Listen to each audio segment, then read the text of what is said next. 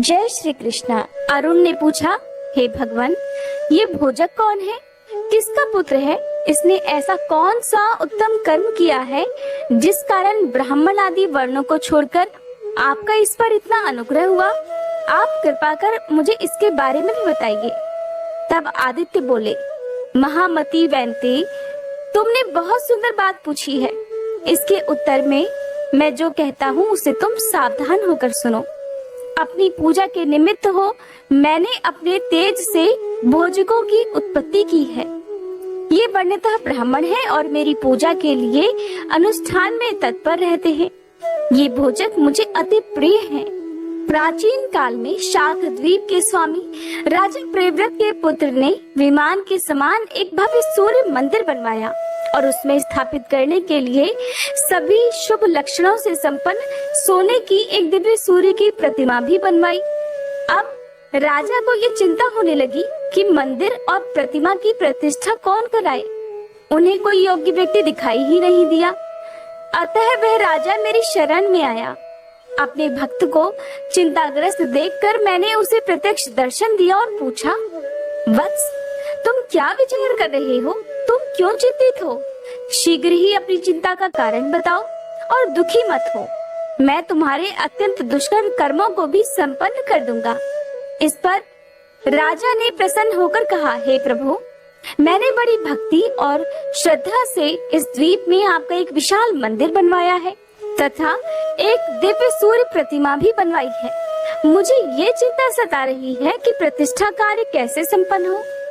राजा के इन वचनों को सुनकर तब मैंने कहा, राजन, मैं अपने तेज से अपनी पूजा करने के लिए मग संज्ञक ब्राह्मणों की सृष्टि करता हूँ। मेरे ऐसा कहते ही चंद्रमा के समान श्वेत वर्ण वाले 8 बलशाली पुरुष मेरे शरीर से उत्पन्न हो गए। वे सभी काशाय वस्त्र पहने हुए थे, हाथों में पिटारी और कमल के पुष्प लिए हुए थे तथा सांगोपांग चारों वेदों और उपनिषदों का पाठ कर रहे थे। इनमें से 2 पुरुष ललाट से, 2 वक्ष स्थल से, 2 चरणों से तथा 2 पादों से उत्पन्न हुए। उन महात्माओं ने मुझे पिता मानते हुए हाथ जोड़कर मुझसे कहा, हे पिता, हे लोकनाथ, हम आपके पुत्र हैं। बताइए, आपने किस लिए हमें उत्पन्न किया है? हमें आज्ञा दीजिए, हम सब आपके आदेश का पालन करेंगे। पुत्रों का ऐसा वचन सुनकर तब मैंने कहा, पुत्रों, तुम सब इस राजा की बात सुनो और ये जैसा कहे वैसा ही करो। पुत्रों से ऐसा कहने के बाद मैंने राजा से कहा, हे राजन, ये मेरे पुत्र हैं, ब्राह्मणों में श्रेष्ठ हैं तथा सर्वदा पूज्य हैं। मेरी प्रतिष्ठा कराने के लिए ये सर्वथा योग्य भी हैं। इन्हीं से प्रतिष्ठा करवा लो। मंदिर की प्रतिष्ठा कराकर मंदिर इन्हें समर्पित कर देना। ये सदा मेरा पूजन किया करेंगे, परंतु देकर फिर इनसे हरण मत करना।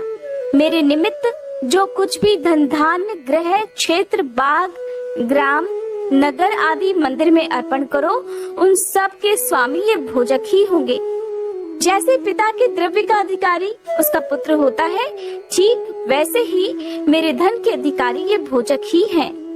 मेरी आज्ञा पाकर उस राजा ने प्रसन्न होकर वैसा ही किया और भोजकों द्वारा प्रतिष्ठा कराकर वह मंदिर उन्हीं को अर्पित कर दिया।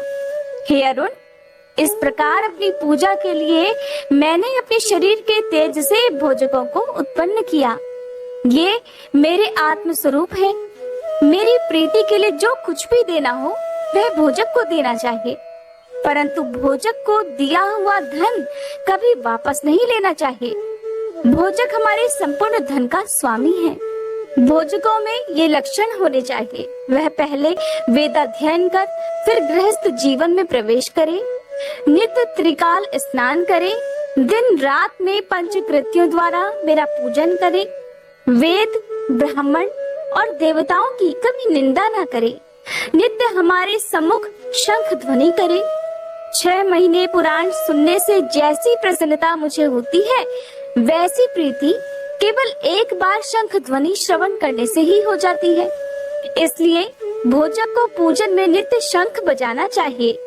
वे अभोज्य पदार्थ भक्षण नहीं करते हैं, इसलिए भोजक कहलाते हैं और नित्य हमको भोजन भी कराते हैं। इसलिए भी वे भोजक कहलाते हैं। वे सदा मग का ध्यान करते हैं, इसलिए मगध कहे जाते हैं। भोजक परम शुद्धिकर अव्यंग धारण किए बिना सदा अपवित्र रहता है।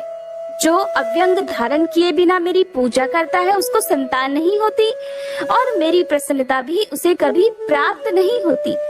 भोजक को सिर मुड़ाकर रहना चाहिए, किंतु शिखा अर्थात चोटी अवश्य रखनी चाहिए।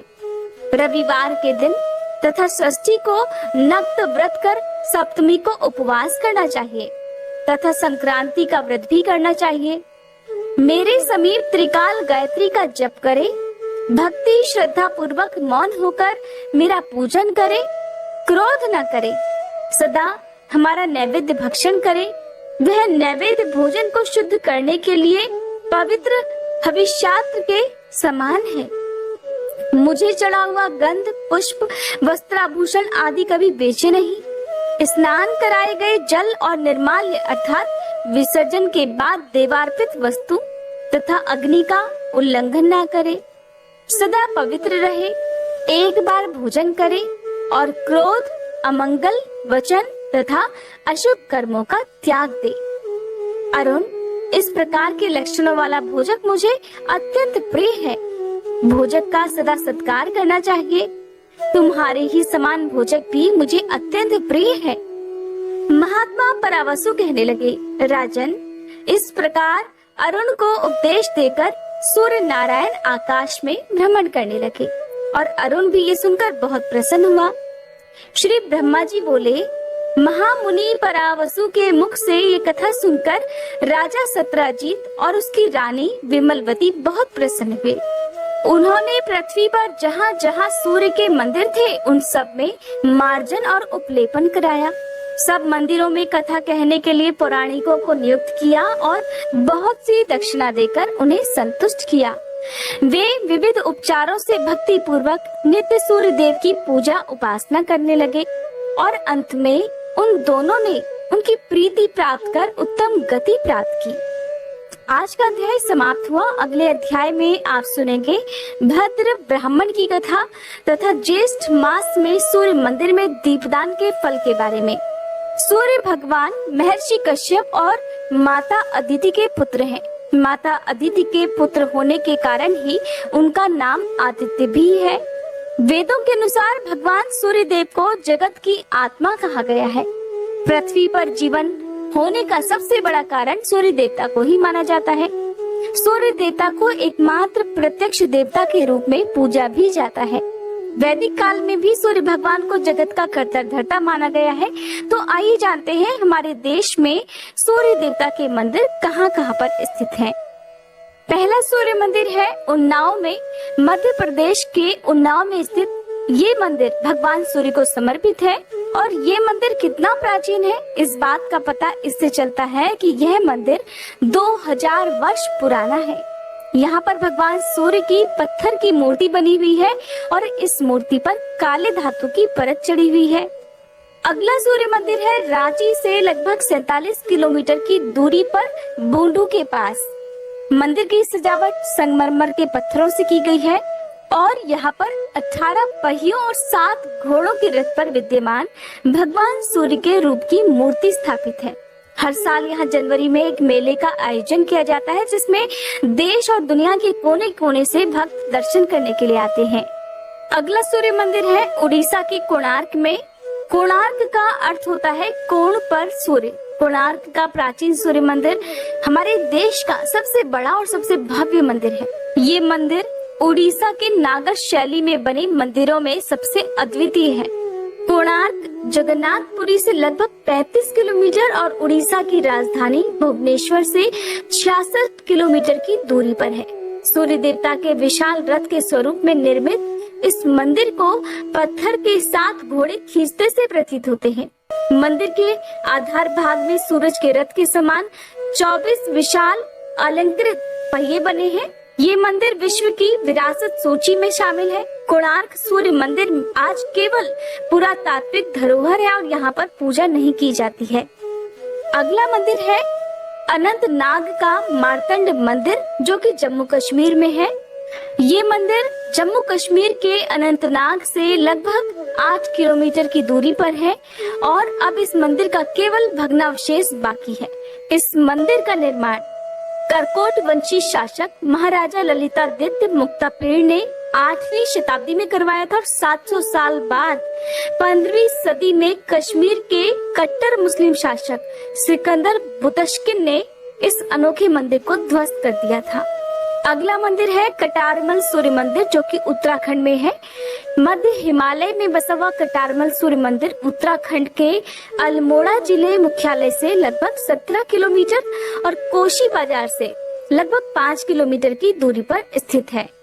अगला मंदिर है दक्षिणार्क मंदिर, जो कि बिहार की गया में स्थित है और ये मंदिर बिहार की राजधानी पटना से लगभग 98 किलोमीटर दूर स्थित है।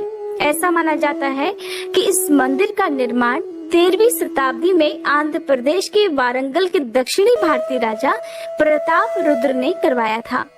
मंदिर के पास सूर्य कुंड और दक्षिण मानस तीर्थ कुंड नाम के 2 बड़े तालाब हैं, जहां पर छठ के अवसर पर हर साल बहुत भारी संख्या में श्रद्धालु दर्शन करने के लिए आते हैं और सूर्य देवता को अर्घ देते हैं। ऐसे ही गुजरात में मोढेरा का सूर्य मंदिर है, घुमली का नवलखा मंदिर है गुजरात में, औरंगाबाद का देवार्क सूर्य मंदिर है बिहार में और साथ ही सूर्य पहाड़ के नाम से जो मंदिर है वो असम में है। इसके अलावा उन्नाव का सूर्य मंदिर मध्य प्रदेश में है। अरसावल्ली का सूर्य नारायण मंदिर है आंध्र प्रदेश में। कुंभकोणम का सूर्यनार मंदिर है तमिलनाडु में और इसके अलावा ओसिया का सूर्य मंदिर है राजस्थान में। ये है हमारे देश के कुछ प्रमुख भगवान सूर्य देवता के मंदिर, जिसके बारे में आज आपने जाना। श्री ब्रह्मा जी बोले, हे विष्णु, जो ज्येष्ठ मास में सूर्य देव के मंदिर में दीप प्रज्वलित करता है उसे संपूर्ण यज्ञों का फल प्राप्त हो जाता है और वह तेज में सूर्य के समान तेजस्वी होता है। अब मैं आपको भद्र ब्राह्मण की कथा सुनाता हूँ, जो समस्त पापों का नाश करने वाली है। उसे आप सभी सुनिए। प्राचीन काल में महिष्मती नाम की एक सुंदर नगरी में नाग शर्मा नाम का एक ब्राह्मण रहा करता था। भगवान सूर्य की प्रसन्नता से उसके 100 पुत्र हुए। सबसे छोटे पुत्र का नाम था भद्र। वह सभी भाइयों में अत्यंत विलक्षण विद्वान था। वह भगवान सूर्य के मंदिर में नित्य दीपक जलाया करता था। एक दिन उसके भाइयों ने उससे बड़े आदर से पूछा, भद्र, हम लोग देखते हैं कि तुम भगवान सूर्य को न तो कभी पुष्प, धूप, नैवेद्य आदि अर्पण करते हो और न कभी ब्राह्मण भोजन कराते हो। केवल दिन रात मंदिर में दीप जलाते रहते हो। इसमें क्या कारण है? हमें भी तो बताओ। अपने भाइयों की बात सुनकर भद्र कहने लगा, भ्रातृगण, इस विषय में आप लोग एक आख्यान सुनिए। प्राचीन काल में राजा इक्ष्वाकु के पुरोहित महर्षि वशिष्ठ थे। उन्होंने राजा इक्ष्वाकु से सरयू तट पर सूर्य भगवान का एक मंदिर बनवाया। वे वहां नित्य गंध पुष्पादि उपचारों से भक्ति पूर्वक भगवान सूर्य की पूजा करते और दीपक प्रज्वलित करते थे। विशेषकर ज्येष्ठ मास में भक्ति पूर्वक दीपोत्सव किया करते। तब मैं भी अनेक कुष्ठ आदि रोगों से पीड़ित होकर उसी मंदिर के समीप पड़ा रहता और जो कुछ मिल जाता उसी से अपना पेट भरता। वहां के निवासी मुझे रोगी और दीनहीन जानकर मुझे भोजन दे दिया करते थे। एक दिन मुझ में ये कुत्सित विचार आया कि मैं रात्रि के अंधकार में इस मंदिर में स्थित सूर्य नारायण के बहुमूल्य आभूषणों को चुरा लूं। ऐसा निश्चय कर मैं उन भोजकों की निद्रा की प्रतीक्षा करने लगा। जब वे भोजक सो गए तब मैं धीरे धीरे मंदिर में गया और वहां देखा कि दीपक बुझ चुका है। तब मैंने अग्नि जलाकर दीपक प्रज्वलित किया और उसमें घी डालकर प्रतिमा से आभूषण उतारने लगा। उसी समय वे देवपुत्र भोजक जग गए और मुझे हाथ में दीपक लिया देखकर पकड़ लिया। मैं भयभीत होकर विलाप करता हुआ उनके चरणों में गिर पड़ा। दयावश उन्होंने मुझे छोड़ दिया, किंतु वहां घूमते हुए राजपुरुषों ने मुझे फिर बांध लिया और मुझसे पूछने लगे, अरे दुष्ट, तुम दीपक हाथ में लेकर मंदिर में क्या कर रहे थे, जल्दी बताओ। मैं अत्यंत भयभीत हो गया। उन राजपुरुषों के भय से तथा रोग से आक्रांत होने के कारण मंदिर में ही मेरे प्राण निकल गए। उसी समय सूर्य भगवान के गण मुझे विमान में बिठाकर सूर्य लोक ले गए और मैंने वहां एक कल्प तक सुख भोगा और फिर उत्तम कुल में जन्म लेकर आप सबका भाई बना। बंधुओं, ये ज्येष्ठ मास में भगवान सूर्य के मंदिर में दीपक जलाने का फल है। यद्यपि मैंने दुष्ट बुद्धि से आभूषण चुराने की दृष्टि से मंदिर में दीपक जलाया था, फिर भी उसी के फलस्वरूप इस उत्तम ब्राह्मण कुल में मेरा जन्म हुआ तथा वेद शास्त्रों का मैंने अध्ययन किया और मुझे पूर्व जन्मों की स्मृति भी हो गई। इस प्रकार उत्तम फल मुझे प्राप्त हुआ। दुष्ट बुद्धि से भी घी द्वारा दीपक जलाने का ऐसा श्रेष्ठ फल देखकर अब मैं नित्य भगवान सूर्य के मंदिर में दीपक जलाता रहता हूँ। भाइयों, मैंने ज्येष्ठ मास में ये दीपदान का संक्षेप महात्म्य आप लोगों को सुनाया। इतनी कथा सुनाकर श्री ब्रह्मा जी कहने लगे, हे विष्णु, दीपक जलाने का फल भद्र ने अपने भाइयों को बताया। जो पुरुष सूर्य के नामों का जप करता हुआ मंदिर में ज्येष्ठ के महीने में दीपदान करता है, वह आरोग्य, धन, संपत्ति, बुद्धि, उत्तम संतान और जाति स्मृत्व को प्राप्त करता है। षष्ठी और सप्तमी तिथि को जो प्रयत्न पूर्वक सूर्य मंदिर में दीपदान करता है, वह उत्तम विमान में बैठकर सूर्य लोक को जाता है। इसलिए भगवान सूर्य के मंदिर में भक्ति पूर्वक दीप प्रज्वलित करना चाहिए। प्रज्वलित दीपकों को न तो बुझाए और न ही उसका हरण करे। दीपक हरण करने वाला अर्थात दीपक चुराने वाला पुरुष अंध मूषक होता है। इस कारण कल्याण की इच्छा वाला पुरुष दीप प्रज्वलित करे और कभी उसका हरण ना करे। अब जानिए, यमदूत और नारकीय जीवों के संवाद के प्रसंग में सूर्य मंदिर में दीपदान करने और दीप चुराने के पुण्य पापों के परिणाम के बारे में। श्री ब्रह्मा जी बोले, हे विष्णु, एक समय घोर नरक में पड़े हुए भूखे, आर्त, दुखी और विलाप करते हुए जीवों से यमदूत ने पूछा, मूर्जनों, अब अधिक विलाप करने से क्या लाभ होगा? प्रमादवश तुम सब ने अपनी आत्मा की उपेक्षा कर रखी है। पहले तुम सब ने ये विचार नहीं किया कि इन कर्मों का फल आगे भोगना ही पड़ेगा। ये शरीर थोड़े ही दिनों तक रहने वाला है, विषय भी नाशवान है, ये कौन नहीं जानता। हजारों जन्मों के बाद एक बार मनुष्य जन्म मिलता है, उसमें क्यों मूर्जन भोगों की ओर दौड़ते हैं? वे पुत्र, स्त्री, गृह, क्षेत्र आदि के लिए प्रयत्नशील रहते हैं और उनमें आसक्त होकर अनेकों दुष्कर्म कर डालते हैं। ये मूर्ख अपना हित नहीं जानते। वे ये भी नहीं जानते कि सूर्य, चंद्र, काल तथा आत्मा ये सभी मनुष्य के शुभ और अशुभ कर्मों को देखते रहते हैं, अर्थात साक्षी भूत हैं। न केवल एक जन्म अपितु सैकड़ों जन्मों में भी पुत्र, स्त्री आदि के लिए जो जो कर्म किया जाता है उसे अच्छी तरह से ये जानते रहते हैं। मोह की ये महिमा तो देखो कि नरक में भी ममता बनी रहती है। इस प्रकार परिणाम में भयंकर विषयों के द्वारा आकृष्ट चित्त वाले मनुष्यों की बुद्धि परमार्थ तत्व की ओर नहीं होती। जिह्वा द्वारा भगवान सूर्य का नाम लेने में कौन सा श्रम है? मंदिर में दीप जलाने में भी अधिक परिश्रम नहीं पड़ता। फिर भी यदि मनुष्य से इतना भी नहीं हो सकता, तो अब रोने और विलाप करने से क्या लाभ है? जैसा किया वैसा फल पाया। इसलिए पाप कर्म में कभी भी बुद्धि नहीं लगानी चाहिए। अगर कोई अज्ञान से पाप कर्म हो भी जाए तो सूर्य भगवान की आराधना करे, जिससे सारे पाप नष्ट हो जाए। श्री ब्रह्मा जी बोले, यमदूत के ऐसे वचनों को सुनकर तथा भूख से व्याकुल प्यास से सूखे कंठ वाले, दुख से पीड़ित वे नारकी जीव उससे कहने लगे, साधु, हमने ऐसा कौन सा कर्म किया जिससे हमें इस दारुण नरक में वास करना पड़ा?